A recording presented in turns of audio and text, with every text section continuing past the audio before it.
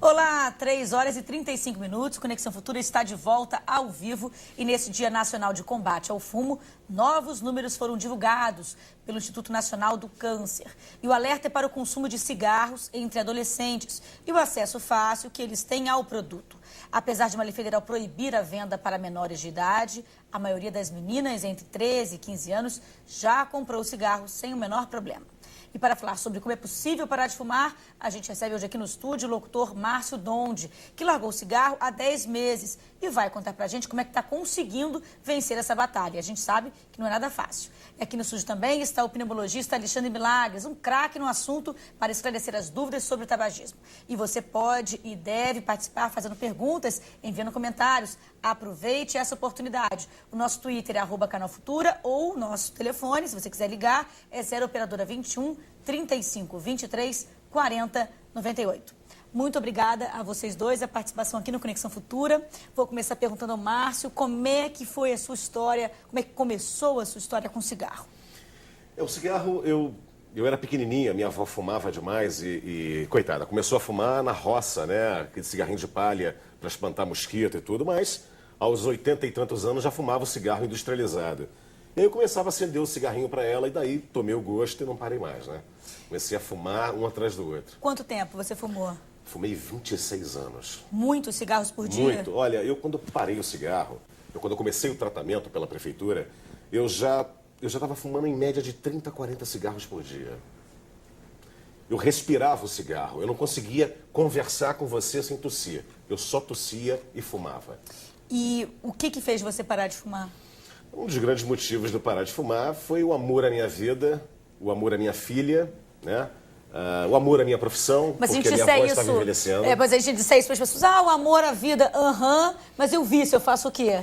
Pois é, mas o que as pessoas têm que entender é o seguinte, o tratamento contra o cigarro, a prefeitura te oferece um tratamento onde ela te dá ali uma série de materiais didáticos que você vai estudar aquilo dali e você vai ver, nossa, o cigarro faz isso tudo, que muita gente não sabe.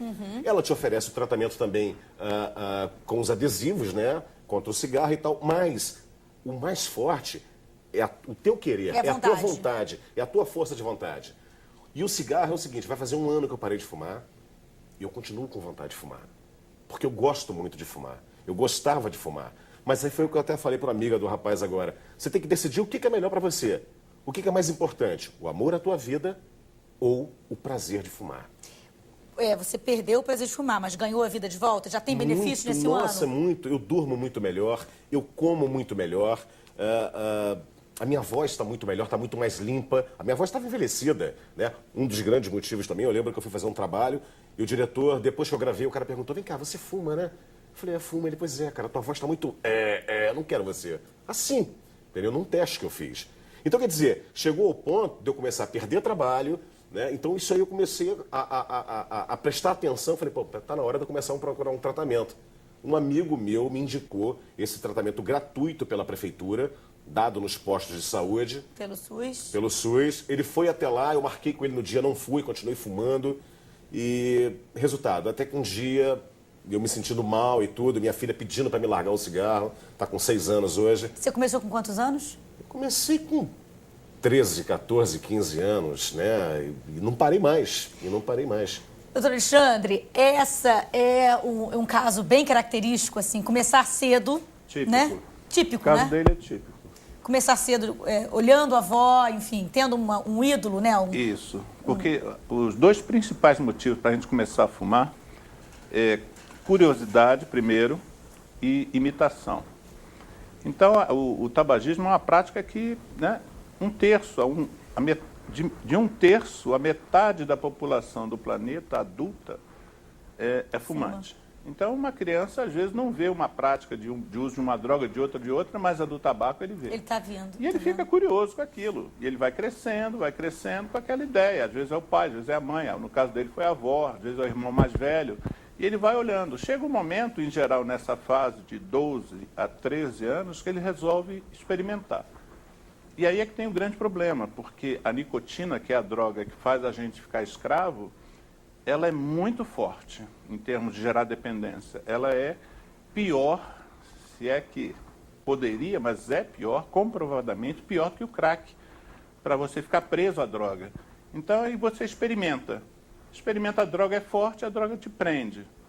E aí tem uma terceira questão. Se você tem uma tendência genética a ficar aderido à nicotina, às vezes um cigarro já é suficiente. Para você ficar viciado. Para ficar viciado pro resto da vida. Nossa. Agora, uma coisa que ele falou, que ele já começou a dormir melhor, enfim, a voz ficou mais limpa. Quanto tempo demora para um organismo ficar livre dessas substâncias? Tem uma série de benefícios e esses benefícios são gradativos, né? Então, por exemplo, a capacidade respiratória do indivíduo já melhora a partir das primeiras 24 horas. Nossa! Porque 15% do nosso sangue não tem oxigênio, tem monóxido de carbono.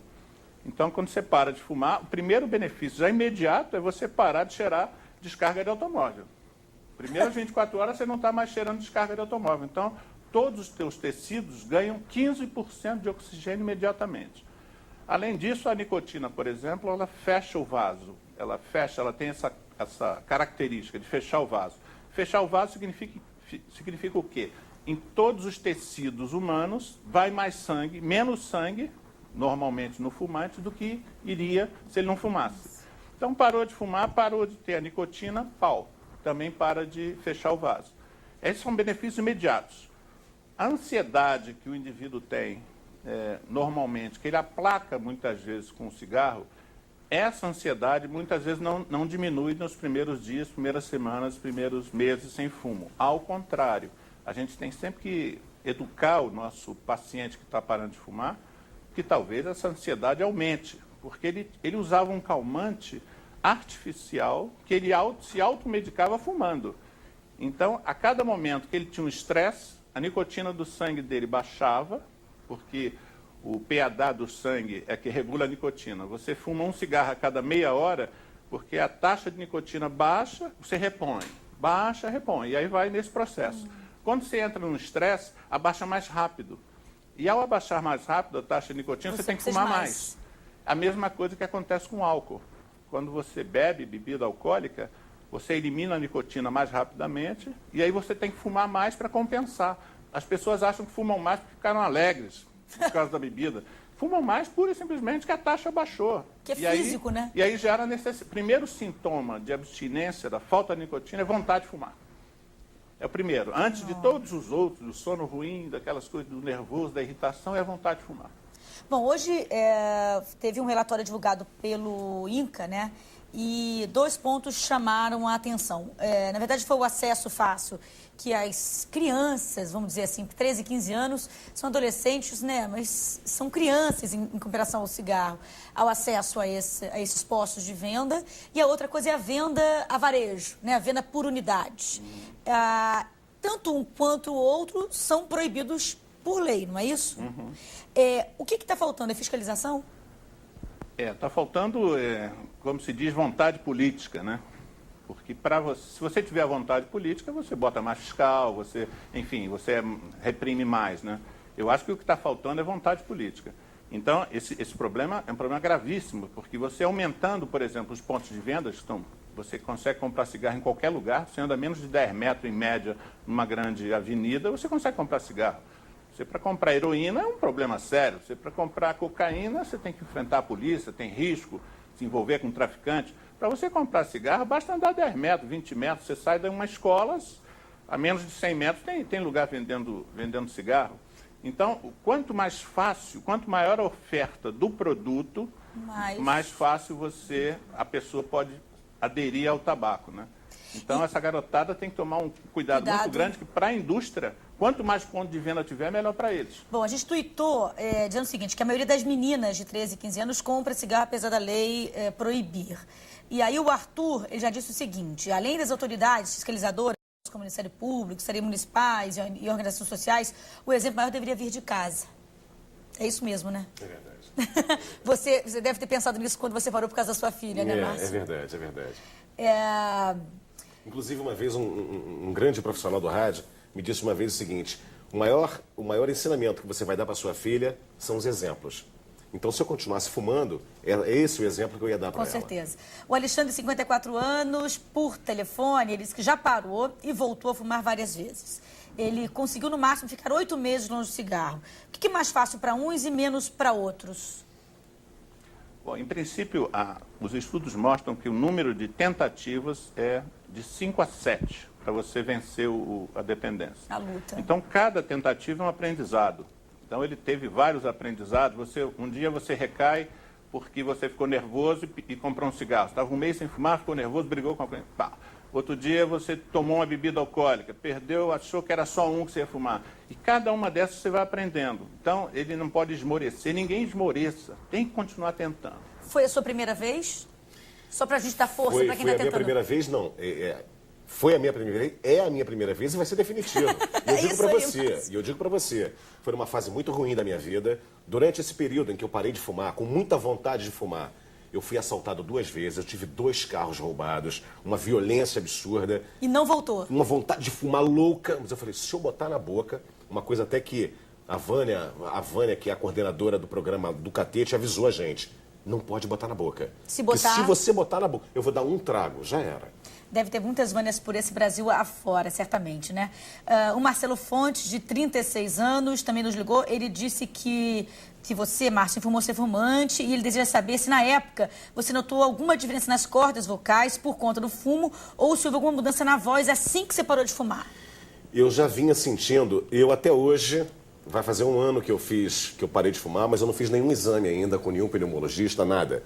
Mas eu já sentia dores na garganta. Tá? Pigarro? Muito. Pigarro era demais. Mas eu sentia dores mesmo nas cordas, dores no pulmão. Às vezes eu tinha crises, eu tinha que respirar muito. E eu nunca fui ao médico para saber o que estava vendo. Eu falei, bom, não adianta eu ir ao médico se eu não parar de fumar. Eu tenho que primeiro parar de fumar. E foi o que eu fiz. Então, acho que tudo é uma etapa. Né? E esse cara que disse que parou e voltou, até como o doutor disse, não adianta ele achar que se ele parar de novo, ele vai... Tem aquela hora que você fala, não, eu vou fumar um cigarro. Essa é a hora que você tem que segurar. Porque se você botar na boca, você vai voltar a fumar. Viu, Marcelo Fontes, aí do Rio de Janeiro. Boa dica aqui do Márcio. A Natália, de 25 anos, também do Rio, ela disse que o namorado dela passou do cigarro convencional para o de palha, achando que esse último não faz tão mal com a saúde. É verdade, doutor Alexandre? Tem menos substância tóxica, porque é um cigarro que é menos industrializado, mas a gente não aconselha, não. Porque o fumante ele é dependente de uma droga. E ele vai querer essa droga onde a droga estiver, entendeu? E o cigarro de palha não é o que ele está acostumado, não é o padrão da vida dele. Eu acho que a gente pode fazer tentativas. Tem gente que passa por cachimbo, aí fica fumando cachimbo um período e tal. Mas não pode durar muito. Tem gente, por exemplo, que reduz, fuma 20, aí passa a fumar 15, 10, 5. A gente até aconselha, é uma tática interessante, é uma estratégia boa. O problema é que não pode durar muito, porque a pessoa tem um estresse na vida, ela vai de volta para o padrão dela que ela sempre teve. E aí perde todo aquele tempo que ela ficou achando, se enganando, entre aspas. Dá para parar aos poucos. Nesse detalhezinho que ela falou. Pode. Eu acho que é o seguinte, uma coisa que o fumante tem que saber é o seguinte, a todos os fumantes, tá? A gente sempre pensa uma vez, eu vou chegar num lugar, será que a minha roupa está fedendo? Será que eu estou com mau hálito? Então, o que o fumante tem que saber é o seguinte, ele está fedendo sim, ele está com mau cheiro na roupa sim, e ele está com mau hálito sim, entendeu? Então, eu acho que tem esse lado, eu vou fumar um cigarro de palha, o cigarro de palha vai continuar te deixando com mau cheiro, vai continuar te deixando com mau hálito e além de vai continuar destruindo a tua saúde também, entendeu? Então tem esse lado também. Você quer chegar nos lugares, você quer estar mal cheiroso, você quer estar com mau hálito, e ninguém vai te falar nada. O que as pessoas vão fazer é o seguinte, elas vão se afastar de você. Com certeza. Até por uma questão de educação, o cara, não vou falar nada para ele, não. Aí ele se afasta de você. Tem a história de não querer beijar o cinzeiro, né? Pois é. O Márcio ele tem 2 fatores que contribuíram para a parada de fumar dele, me parece. Você está orgulhoso aí, né, doutor Alexandre? Eu estou vendo que ele está falando. Foi o pedido da filha, né? A gente, às vezes, fala muito que a mãe que ela escuta mais o pedido da filha, porque a mãe é mais cuidadosa com a sua própria saúde. E a mãe é que vai cuidar da filha, enfim. Mas os pais também. Boa parte dos pais param de fumar, muitas vezes, pela questão do cuidado que ele vai ter futuramente, com a responsabilidade que ele se impõe. E a outra coisa que me parece, Márcio, é que essa sua dor na garganta, que você diz, não adianta eu ir no médico sem parar de fumar, depois eu vejo a dor na garganta, eu acho que você também teve um pouco de paura do seu problema de garganta ser um problema mais sério, viu? Você não está me enganando muito com essa sua... Mas o fato é o seguinte...